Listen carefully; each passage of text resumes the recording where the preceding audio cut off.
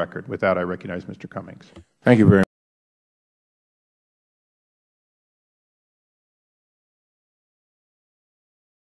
much, Mr. Chairman. And let me be very clear. You said that your side of the aisle grieves the loss of our fellow countrymen. It's not just your side of the aisle, Mr. Chairman. It's this side of the aisle in our entire country. We grieve the loss of Ambassador Christopher Smith, Sean Smith, Navy SEALs Glenn Doherty, and Tyrone Woods.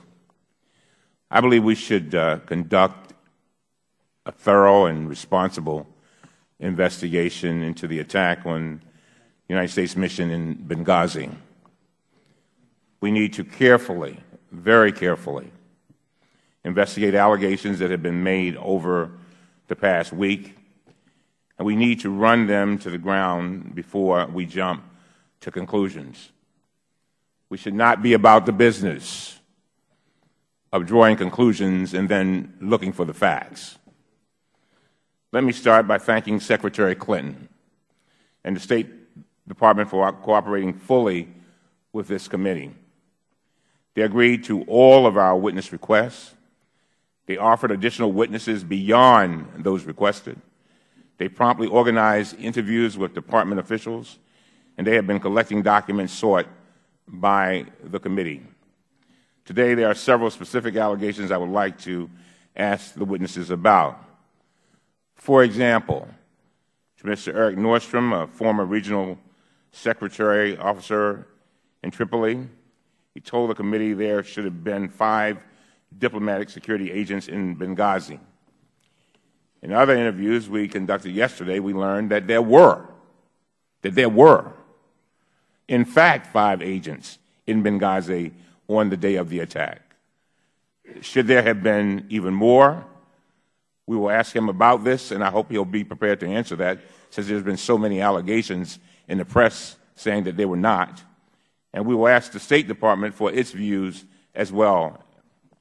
Another witness, Colonel Andrew Wood, has said he believes that a military unit stationed in Tripoli should have had its term extended because of security concerns in Libya. Just yesterday, we learned that this team was extended not once, but twice. Should it have been extended a 3rd time? We need to ask, where else was it needed? And were its functions being fully served by others on the ground by the time it left the country?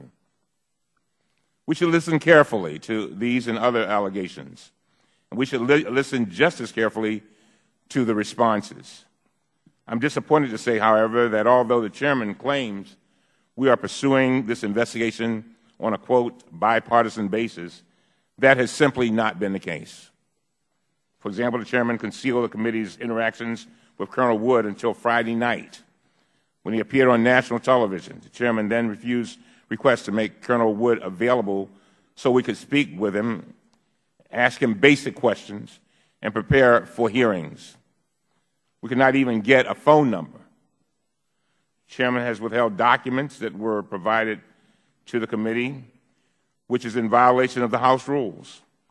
And he effectively excluded Democrats from a congressional delegation to Libya this past weekend. We were told about the trip less than 24 hours before it was supposed to take place. It's a shame that they are resorting to such petty abuses in what should be a serious and responsible investigation of this fatal attack. The problem is that these actions deny members of this committee the ability to effectively and efficiently investigate this incident. The members on this side of the aisle are just as concerned as the members on the other side of the aisle. We each represent about 700,000 each people, too. We want to make sure that all the questions are answered. In contrast, on the Senate side, every member of the Foreign Relations Committee, Democrats and Republicans alike, joined in a bipartisan letter to the State Department requesting information on the attack. So, what do we do today? What do we do today? My goal is to try in some way to put this toxic partisanship behind us and focus on the security of our personnel. Every 2 years, we put our hands up as members of this Congress, and we swear to protect the people of the United States of America. All of us do that.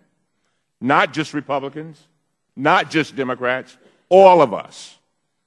And those people that we promise to protect are not limited to just the folks that are within our shores and our boundaries of this nation, but those people who go out and put their lives on the line every day for us in foreign lands. The chairman has said that our committee will examine not only the Libya attack, but security at outposts across the Middle East. Mr. Chairman, I fully support this effort. And if that is our goal, we have to examine the funding. The fact is that since 2011, the House has cut embassy security by hundreds of millions of dollars below the amounts requested by the President. The House has done that. The Senate restored some of these funds, but the final amounts were still far below the administration's request, and they were far below the levels we enacted in 2010. Mr. Chairman, I just heard what you said about making sure that we do everything in our power to make sure that this never happens again, and I join you in that statement. And we can do better, and I would like to ask the chairman to join me in doing so. Mr. Chairman, I ask you to join me in calling on our leaders in the House to immediately consider a supplemental funding bill to restore funding for embassy security that was cut by the House over the past 2 years. According to the Joint Committee on Taxation, we could save $2.5 billion per year just by eliminating the tax break for oil companies. Even Republicans now agree that we should do this, including Governor Romney. We could fully replenish these embassy security accounts with just a fraction of that amount. Restoring our commitment to embassy security could make a real difference to thousands of Americans who serve our country overseas, often in extremely dangerous circumstances, as you, Mr. Chairman, just stated. And I do agree with you. We should act with utmost urgency. Every single moment counts. From this day forward, it is my hope that our committee will thoroughly investigate this matter in a truly bipartisan manner, because our dedicated foreign service personnel and our nation deserve nothing less. With that, I yield back. I thank the gentleman. I might note for the record that I said this side of the dais, which is all of us on the dais relative to all of those in the audience. Mr. Chairman, thank you very much. Thank you. Although you didn't name a particular rule that you say I violated, do you have a rule that you believe I violated? We will provide you with that. We want to get on with the hearing, but I promise you I will provide you with it.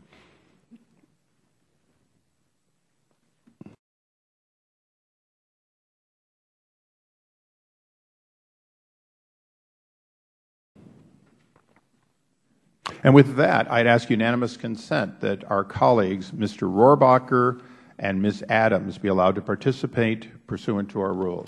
Without objection, so ordered. We now recognize.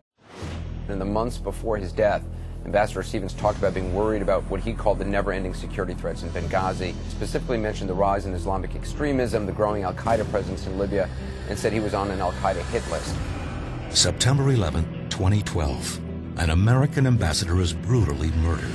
3 other Americans killed. An organized assault with automatic weapons and rocket-propelled grenades. A security request submitted 4 months earlier, denied, even after 2 bombings preceding the anniversary of 9/11. And fears of being killed expressed by Ambassador Stevens himself.